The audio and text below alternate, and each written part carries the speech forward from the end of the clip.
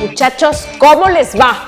A mí me va muy bien, les agradezco tanto que cada miércoles se conecten aquí al canal de Tamara Vargas, 7:30 de la noche. Miren, ya los estoy esperando con sillón así grande para que se sienten, para que juntos pues descubramos muchas notas curiosas de la vida y sobre todo estas que vamos a platicar el día de hoy, que nos hace sentir muy orgullosos, nos hace conocer más a fondo por qué hay tanto talento mexicano el día de hoy disfrutando las mieles de Hollywood. Por fortuna, qué bueno que sean reconocidos aquí, allá y acullá, no solo en Hollywood, en todas partes del mundo. Pero el día de hoy específicamente vamos a hablar justamente de actores y actrices mexicanos que no son recientes ni que tuvieron fama apenas antier o antes de antier. No, ¿desde cuándo los mexicanos ponen el pie firme y dejan huella en Hollywood? Quédense conmigo, por favor, ya empezaron las notas curiosas. Aquí, Tamara Vargas, el canal.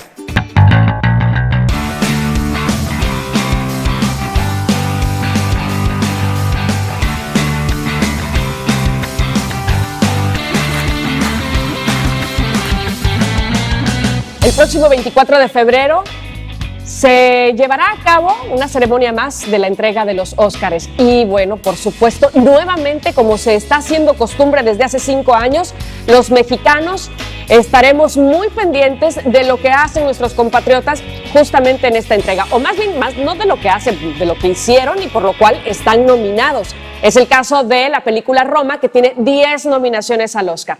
Bueno, les cuento, por favor, que esto viene desde muy atrás, pero de verdad, estamos hablando de la década de los 20, donde Dolores del Río, sí señores, la gran actriz del cine de oro de México, es la primera o de quien se tiene los primeros conocimientos de que hayan estado justamente rompiéndola en Hollywood, pero en el cine mudo. 1925 y Dolores del Río, en el cine mudo de Hollywood, poniendo ahí la marca mexicana. Desgraciadamente, cuando empieza el cine sonoro, las películas con las que participaba Dolores del Río empezaron a perder fama, digamos, no tenían tanto auge, y entonces se regresa a México gracias a Emilio Lindio Fernández.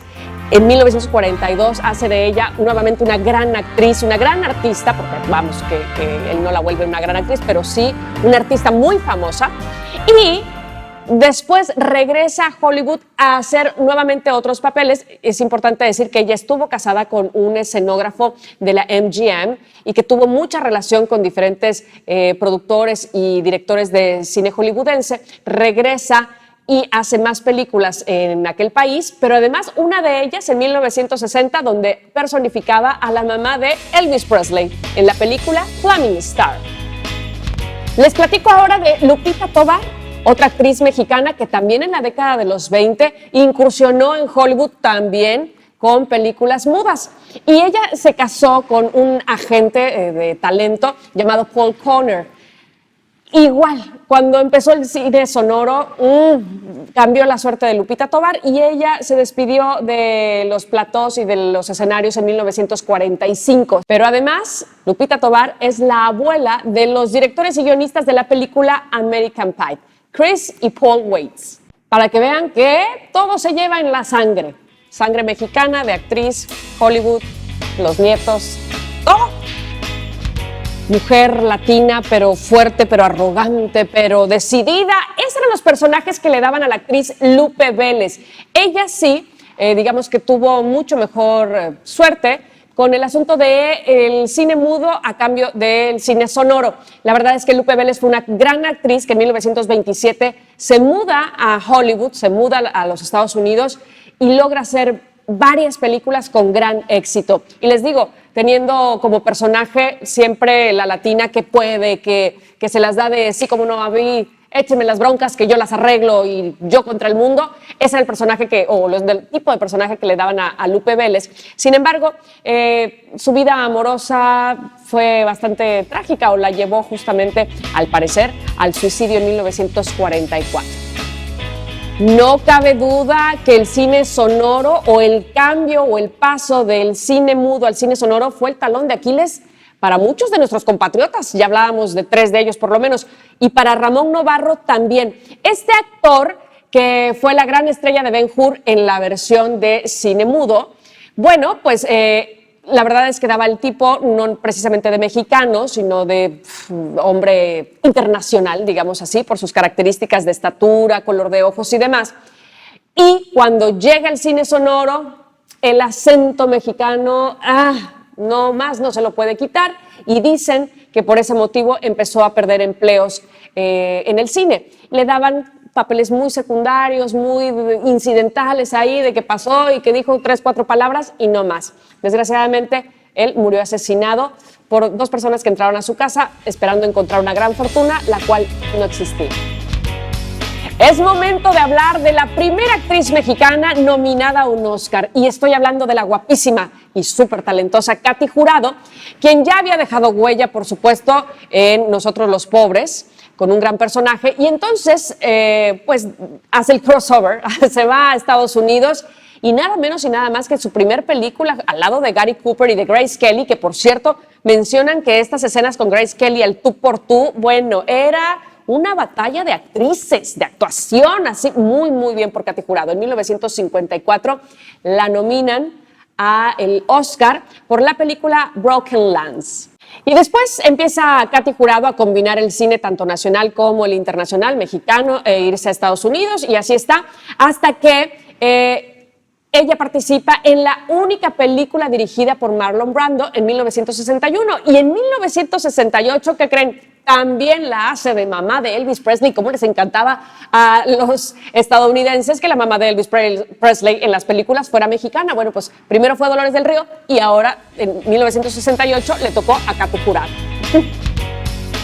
El público internacional conoció la mirada y todo el sex appeal y todo lo que nos daba a través de las cámaras de cine Pedro Armendáriz. Y es que él también fue uno de los actores mexicanos que triunfó en Hollywood, aunque dicen que no le dieron nunca un papel estelar, sin embargo que dignamente representó papeles de reparto o personajes de reparto bastante bien. Y es que él, a diferencia de otros, tenía perfecto su acento en inglés. ¿Será porque su mamá justamente era estadounidense? Puede ser.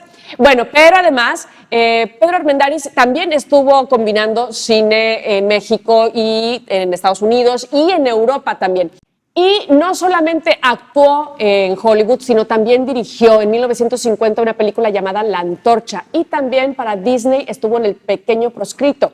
Y su última película fue el clásico de James Bond, De Rusia con Amor, en 1963. Es el señor Pedro Armendáriz.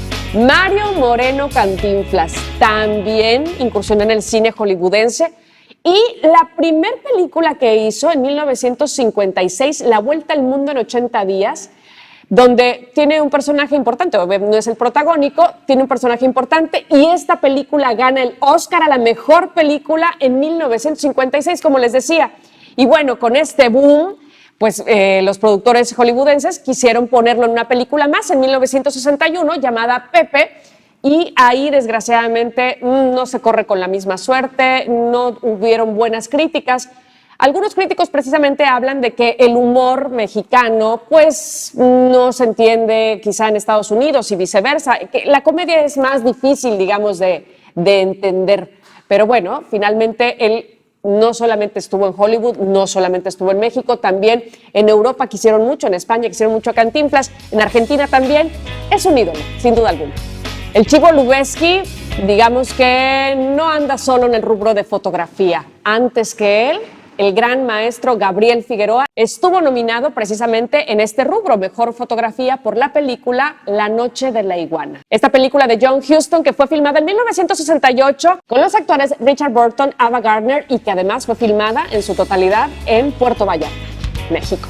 Emilio El Indio Fernández, por supuesto, también incursionó en el cine hollywoodense. La Antorcha, que no tuvo gran éxito, y después 2 películas más que se filmaran en México, pero con producción estadounidense. También es importante que hablemos de Anthony Quinn. Sin embargo, Anthony Quinn, nacido en Oaxaca, prácticamente se crió y creció y habló toda su vida en inglés, y por eso, bueno, pues no es que no sea considerado como un actor mexicano triunfando en Hollywood, porque en realidad se le considera más estadounidense. Vamos ahora al rubro de dirección, donde el mexicano Luis Mandoki, en la década de los 90, por supuesto que logra tener éxito de entrada, en 1990, justamente dirigiendo a Susan Sarandon en White Palace. Después a Andy García y a Meg Ryan en When a Man Loves a Woman. A Kevin Costner y René Russo en Message in a Bottle. Y a Jennifer López en Angel Eyes en el año 2000. Bueno, pero ¿qué pasó en la década de los 70 y los 80? ¿Por qué no se habla de algún actor o de algún talento que justamente haya migrado para los Estados Unidos en el cine? Bueno, pues desgraciadamente la industria del cine en México en esas décadas estaba bastante pobre y más bien la línea que seguían, que era esta línea de películas o cines de ficheras, pues no estaba dando mucho para mandar al otro lado, ¿verdad? Sin embargo, Susana Dos Amantes, Jorge Rivero hicieron algunas apariciones en aquel momento en Hollywood, pero sin demasiado éxito. Pedro Armendáriz Jr., también Carmen Salinas, han sido otros de los actores que a finales de los 90 y principios de la década del 2000 los vimos participar en algunas películas en Estados Unidos. Y la maestra Adriana Barraza, que también, por supuesto, no solo ha participado en muchas películas estadounidenses, sino que además otra nominada al Oscar como Mejor Actriz de Reparto. 1995 y aparece una película dirigida por Alfonso Cuarón. Y debo confesar que de mis favoritas de Alfonso Cuarón. A Little Princess. ¡Ah, qué película! Bueno, y en ese mismo año, Salma Hayek aparece en una película hollywoodense coprotagonizando junto con Antonio Banderas, Desperado. 1997, el jalisciense Guillermo del Toro tiene o presenta esta película dirigida por él llamada Mimic. Y bueno, después se viene esta cascada de talento en dirección y empezamos, por favor, a platicar también de Alejandro González Iñárritu, en 2006 nominado por Babel, de donde la actriz, como ya mencionaba, Adriana Barraza, también nominada como Mejor Actriz de Reparto por esta película. Pero después Alejandro González Iñárritu, me voy a saltar algunos años porque ganador con Birdman en 2014 y en 2015 con The Revenant. Esta película que le da el Oscar, por cierto, también el tan esperado Oscar a Leonardo DiCaprio, dicho sea de paso, ¿verdad? Habíamos mencionado ya a Guillermo del Toro, que en 1997 nos da a conocer Mimic, pero bueno, tiene un vasto repertorio de películas, de cortometrajes, y no solo como director, sino como guionista. En fin, de verdad es un tesoro. Y bueno, en 2017... con La forma del agua, recibe el premio Oscar. Dicho sea de paso, de todos estos que estoy hablando, al final de cuentas, todos estos directores y todas estas películas, menciono los premios Oscar por mencionar, digamos, el que se considera el premio más importante a la industria cinematográfica, pero han sido premiados por doquier y en todo el mundo. Además de La princesita, que ya habíamos comentado, de Alfonso Cuarón, Children of Men es otra película que también logra varias nominaciones en diferentes premiaciones. Obviamente, Gravity ganando el premio Oscar y ahora, pues Roma con 10 nominaciones. Sin olvidar, por supuesto, que él dirigió la tercera parte de la saga de Harry Potter, que en este caso era Harry Potter y el prisionero de Azkaban. Por fortuna, la lista se vuelve cada vez más y más y más grande de actores, directores, fotógrafos, guionistas, en fin, mucha gente con mucho talento que no solamente lo hace bien aquí en México, sino que demuestra justamente de qué está hecho en cualquier parte del mundo. Actualmente, obviamente, Gael García, Diego Luna, ya hablábamos del Chivo Lubetzky, por supuesto, Salma Hayek, Demián Bichir, Damián Alcázar, por supuesto está Carla Souza, Kate del Castillo, Ana de la Reguera, en el área de la comedia, Eugenio Derbez, Omar Chaparro, más recientemente Eiza González, Marta Higareda, en fin. De verdad, espero, seguramente se me están escapando algunos nombres muy importantes, pero que sin duda alguna nos llena de orgullo y nos complace sobre todo muchísimo ver sus nombres en cualquier cartelera del mundo. No solo en Estados Unidos, repito, en Europa, en Sudamérica. De verdad que lo hacen muy bien y desde aquí todo nuestro reconocimiento para ustedes. Espero que hayan disfrutado de este recorrido breve, pero con todo el cariño y con todo el corazón que hicimos dentro de la historia de los mexicanos que han roto fronteras, que han pasado fronteras en el cine y que la han hecho en grande, sin duda alguna. Bueno, pues muchísimas gracias, muchachos, por haber estado conmigo este día de miércoles de Notas Curiosas. Los espero el día de mañana, pero miren, de cerquita. ¡Ay, qué ganas de platicar con ustedes! Ya saben, 7:30 de la noche, obviamente aquí en YouTube, Tamara Vargas, el canal. Bye.